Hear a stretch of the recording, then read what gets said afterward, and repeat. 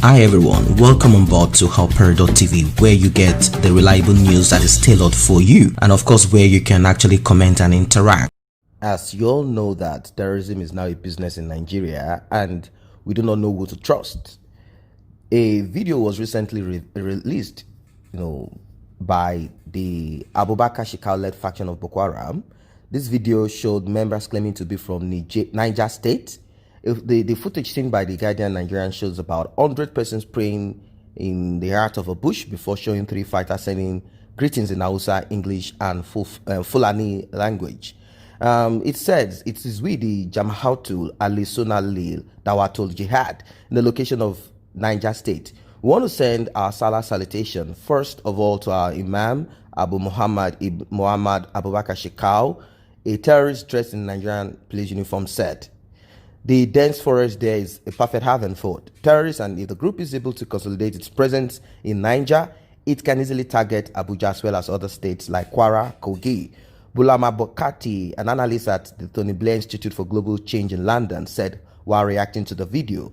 Now, a lot of people had looked at all of these things, and you wonder if they can shoot a video in such locations and they send the video from that same location. The federal government of Nigeria cannot pinpoint where Abubakar-Shekau is, and these criminals, these terrorists, these bloodsuckers, these vampires, put an end to this problem that we have. But that is not the case. South African-based Institute for Security Studies recently reported that Boko Haram is extending its reach from northeast Nigeria into the country's northwest. And with this, they will take over the middle belt. And afterwards, you will be shocked. Do you think the south of Nigeria will be able to push back the amount of explosion that will occur in the south of Nigeria with this trend?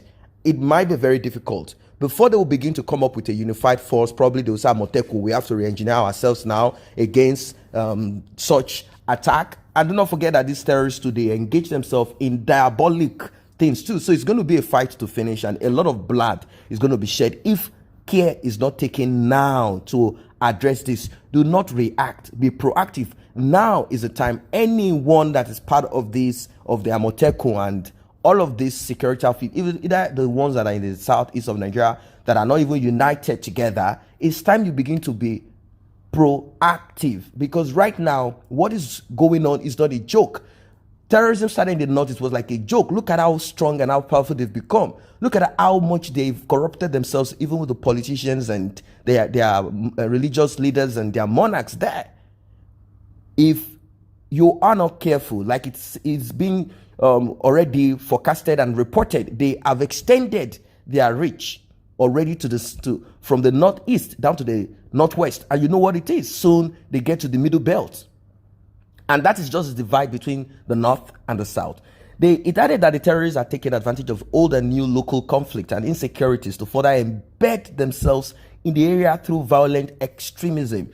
Since January 2019, thousands of people in the northwest states of Kaduna, Katsina, Sokoto, and Zamfara have been killed or injured. Others have lost their livelihoods. At least 23,000 people have been displaced, and dozens have been abducted for ransom, nurturing an economy of violence. This is what some other forecasters are also reporting. Communities in the northwest and north central Nigeria lacking state protection are becoming increasingly vulnerable to the converging threat. And there is also a problem here. The military said that they know the sponsors of this terrorist, but it is not their own duty to release that to the public, that the state security service are the ones to do such job. And yet they are collecting money. I believe that the military has a branch where they investigate things, and also they have intelligence department there. So why are they saying that the DSS, if there is something wrong with the constitution, it's better that this constitution is abrogated or they refine it? This is stupidity. So they know who are the ones, civilians that are sponsoring, and the army cannot. Rather, the army can attack civilians on the street who are protesting against bad governance, but the army cannot arrest the people who they know are killing themselves, killing the military. This shows that contraption is totally a zoo. It's totally a zoo, headed by animals. That's just what it is. How can you say someone, a group of people, are giving informations and sponsoring people who are killing what you stand for, organization that you claim you are going to lay your life for. It shows that there is a lot that has to be looked into. So Boko Haram is said to have killed more than 36,000 people and caused the displacement of nearly 2 million from their homes in the northeastern part of Nigeria since 2009. This is even reported by Reuters. Now, when you look at 36,000 people, and I believe more have been killed, look at the amount of people displaced. 2 million people in IDPs. Yet the federal government of Nigeria, they are pampering some, they claim they are repentant terrorists, even though we saw what some of them did recently, one killed his father. And they are trying to sponsor them with Nigerian money to take them somewhere and set them up here and there. Yet those 2 million people that are not terrorists, but unfortunately they are in a trap in that contraption called Nigeria. Those ones, what then is going to happen to them? And the report went on to say that the violence has also spread over into neighboring Sahel countries. In 2015, especially in Lake Chad region, and you saw what the Chadian soldier did. They actually crushed them out of their own country, where the borders of Cameroon, Chad, Niger, and Nigeria converge. Diffa, a city of 200,000 people located near the Nigerian border, has been repeatedly attacked. The region is home to about 120,000 refugees from Nigeria, as well as 110,000 people internally displaced within Niger, within Niger, according to United Nations data released in October. The countries about Lake Chad, together with Benin, have set up a combined group, the Multinational Joint Task Force, to counter the terrorists. And the reason why this war has not been won with all of this outfit that has been created here and there is because the Nigerian government and the military, they are playing games. They are not ready to crush this and put an end to this terrorism. That's it. The Nigerian military knows where these people are. But the problem is that they are being sponsored by the top militaries and northern elders and northern politicians and religious clerics in order to achieve their selfish interests. They want to keep blood to continually be shed there. That's just what it is. They need blood to always be shed. They need innocent people to be shed. And many of them are happy with this because they believe that it's a kind of Islamic war against anybody. But the bad part of this is that, and the funniest part of this is that Muslims like themselves are being killed. So what are we saying here? That Shekau, I believe, is a pagan, bloodthirsty agent of darkness and nothing more. Is a bloodthirsty agent of darkness and nothing more. And we always talk about Shekau because he's the face of Boko Haram that we know.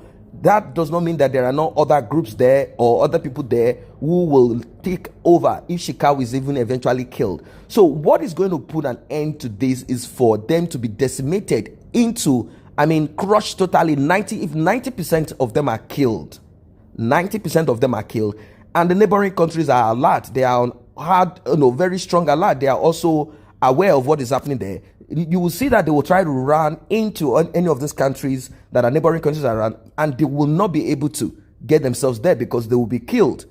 That's just what it is. But the federal government of Nigeria is not ready to kill and put an end to terrorism. That's it.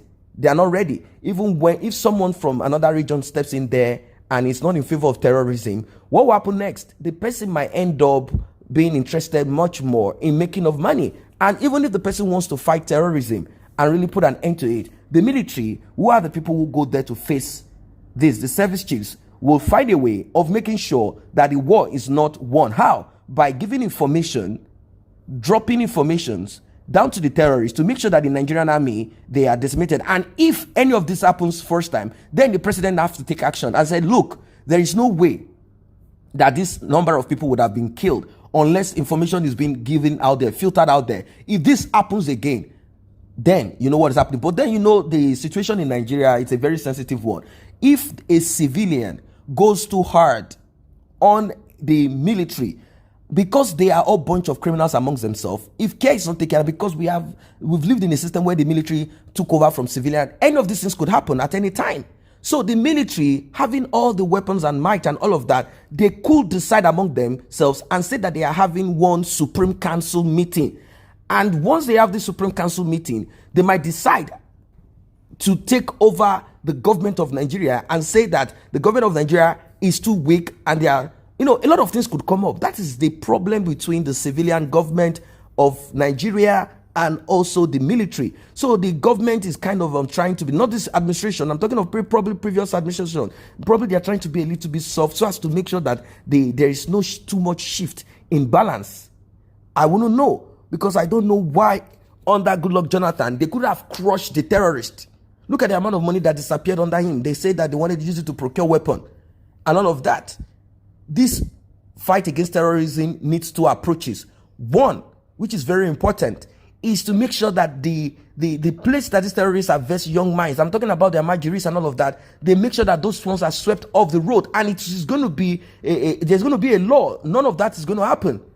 To have your children on the street begging and all of those things, they are going to put an end to it. The government is going to go hard at this.